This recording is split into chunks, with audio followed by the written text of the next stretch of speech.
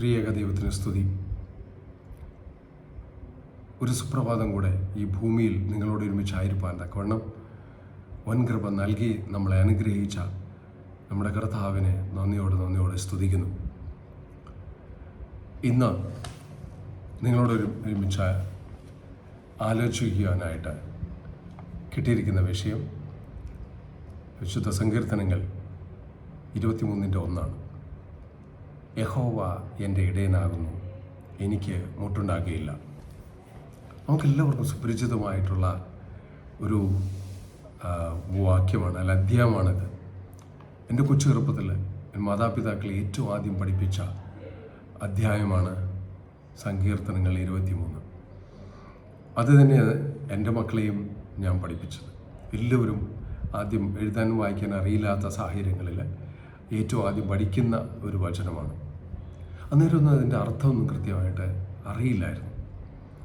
സാധാരണ നമ്മുടെ വീടുകളിലൊക്കെ കുറച്ച് ആടുകളൊക്കെ ഉണ്ടാവും, പശുവും എരുമയും പോത്തും ഒക്കെ ഉണ്ടാവും.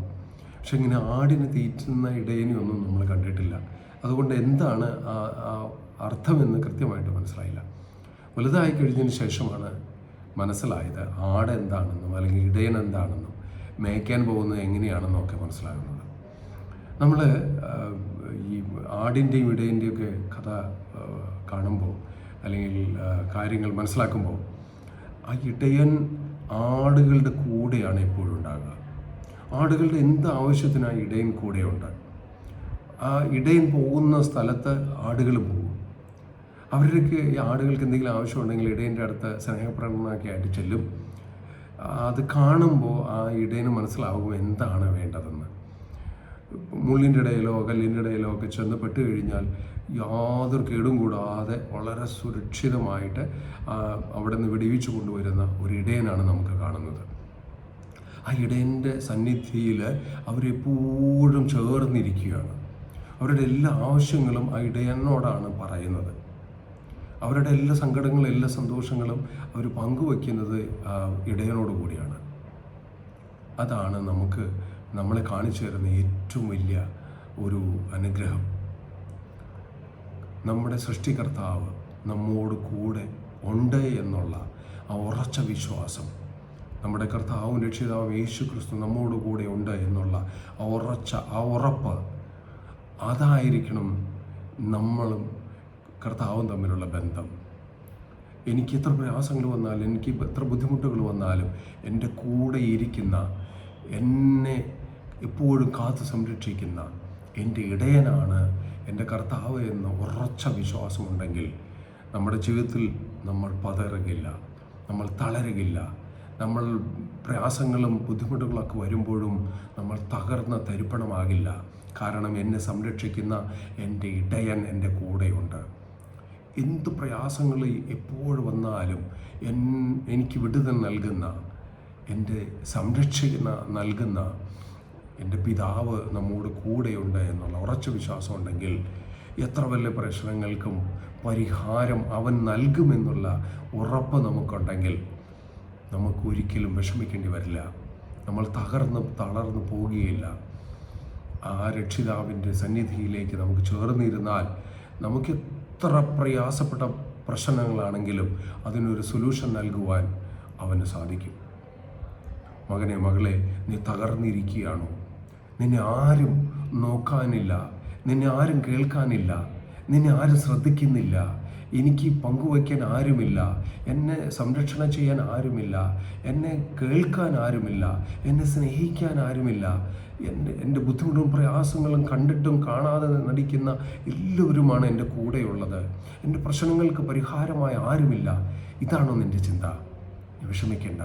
നിൻ്റെ ഇടയൻ നിൻ്റെ കൂടെയുണ്ട്. നിൻ്റെ ഹൃദയം നിൻ്റെ കർത്താവിനെ സമർപ്പിക്കുക.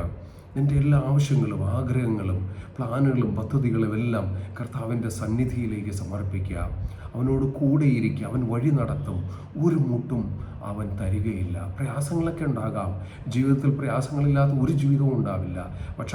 എന്നാൽ അതിന് സൊല്യൂഷനായിട്ട് ദൈവം തമ്പുരാൻ കൂടെയിരിക്കും. നിങ്ങൾ സ്നേഹിക്കാൻ കർത്താവ് കൂടെയുണ്ട്. ഈ ലോകത്ത് ആരും നിങ്ങൾ കേൾക്കാനില്ലെങ്കിൽ നിന്നെ കേൾക്കുന്ന ഒരു ദൈവം നിൻ്റെ കൂടെയുണ്ട്. അതാണ് സാക്ഷാൽ യേശു ക്രിസ്തു. അവനോട് ചേർന്നിരിക്കുക. നിൻ്റെ ആവശ്യങ്ങളും ആഗ്രഹങ്ങളെല്ലാം അവനിലേക്ക് സമർപ്പിക്കുക. അവൻ വഴി നടത്തും. നമുക്ക് ഈ ദിവസത്തിനായി നന്ദി സ്തുതിക്കാം. കർത്താവിൻ്റെ കരങ്ങളിലേക്ക് നമ്മളെ തന്നെ സമർപ്പിക്കാം. Hallelujah, hallelujah. ഞങ്ങൾ അത്യധികം സ്നേഹിക്കുന്ന വാഴ്ത്തപ്പെട്ട യേശുവേ, സ്വർഗീയ പിതാവേ, നൽകിയിരിക്കുന്ന എല്ലാ നന്മകൾക്കുമായി നന്ദിയോടെ സ്തുതിക്കുന്ന കർത്താവേ, നീ നൽകിയ കുടുംബത്തിനായി സ്തോത്രം. നീ അടിയന് ആരോഗ്യം നൽകിയതിനായി സ്തുതിക്കുന്നു. അടിയന് കൃപ നൽകി ഞങ്ങളെ പരിപാലിച്ചതിനായി സ്തുതിക്കുന്നു. നൽകിയിരിക്കുന്ന മാതാപിതാക്കൾക്കായി സ്തോത്രം. സഹോദരി സഹോദരങ്ങൾക്കായി സ്തോത്രം. കർത്താവെ, തന്നിരിക്കുന്ന പങ്കാളിക്കായി സ്തുതിക്കുന്നു. കുഞ്ഞുങ്ങൾക്കായി സ്തോത്രം. സാഹചര്യങ്ങൾക്കായി സമ്പത്തിനായി സ്തുതിക്കുന്നു. നന്മകൾക്കായി നന്ദിയോടെ നിന്നെ സ്തുതിക്കുന്നു.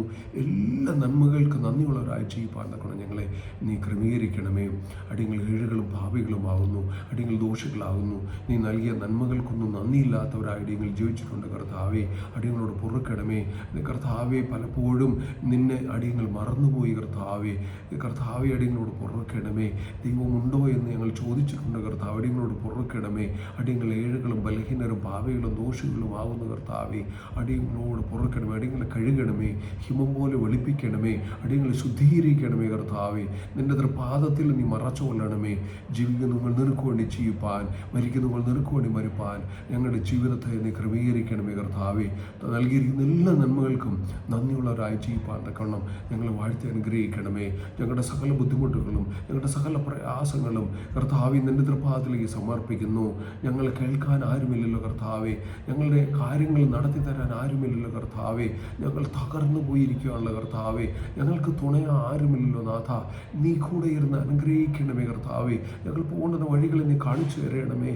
ഇനി എങ്ങനെ മുമ്പോട്ട് ജീവിക്കുമെന്ന് അറിയാതെ പകച്ചു നിൽക്കുകയാണ് കർത്താവെ. സാമ്പത്തിക സ്രോതസ്സുകളെല്ലാം നിന്നിരിക്കുകയാണ് കർത്താവെ. രോഗങ്ങളാൽ പ്രയാസപ്പെടുകയാണ് കർത്താവെ. വേദനയുടെ പുളയുകയാണ് കർത്താവെ. എന്നെ സ്നേഹിക്കാൻ ആരുമില്ല എന്ന് വിഷമിച്ചിരിക്കുകയാണ് കർത്താവെ. പലവിധമായ പ്രയാസങ്ങളിലായിരിക്കുന്ന ഓരോ മക്കളെയും നിന്റെ തൃപാദത്തിലേക്ക് സമർപ്പിക്കുന്നു. ഇത് കേൾക്കുന്ന ഓരോരുത്തരെയും നീ തൊടണമേ കർത്താവെ. നിന്റെ അത്ഭുത കരങ്ങൾ നീട്ടി തൊടണമേ. അവരാവശ്യങ്ങളെയും ആഗ്രഹങ്ങളെയും സമർപ്പിക്കുന്നു കർത്താവെ. ആരും കർത്താവെ വേദനിക്കുവാൻ ഇടവരുത്താതെ നിന്റെ ആശ്വാസകരങ്ങളാൽ കർത്താവിൻ്റെ മക്കൾക്ക് തണലുമായി കൂടെ ഇരിക്കണമേ. ഇത് കേൾക്കുന്ന എല്ലാവരെയും എല്ലാ ആവശ്യങ്ങളെയും നിന്റെ തൃപാദത്തിലേക്ക് ഭരമേൽപ്പിക്കുന്നു. പരിഹാരമായി നീ കൂടെ ഇരിക്കണമേ. പരിഹാരം നീ കാണിച്ചു കൊടുക്കണമേ.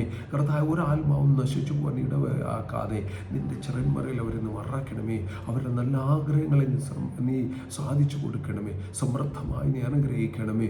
ഹൃദയ സമാധാനം കൊണ്ട് നിറയ്ക്കണമേ. അഭിഷേകം ചെയ്യണമേ കർത്താവെ. നിന്റെ തൃപാദത്തിലേക്ക് പൂർണ്ണമായി ഭരമേൽപ്പിക്കുന്നു. ഞങ്ങൾ പ്രാർത്ഥന കിടന്നതിനായി സ്തോത്രം. ഇറങ്ങി വന്ന് ഞങ്ങളെ അനുഗ്രഹിച്ചതിനായി സ്തുതിക്കുന്നു. എല്ലാ നന്മകൾക്കുമായി സ്തോത്രം. എല്ലാം ഞങ്ങൾക്ക് വേണ്ടി ജപിച്ച യേശുവിൻ്റെ നാമത്തിൽ തന്നെ ആമേൻ.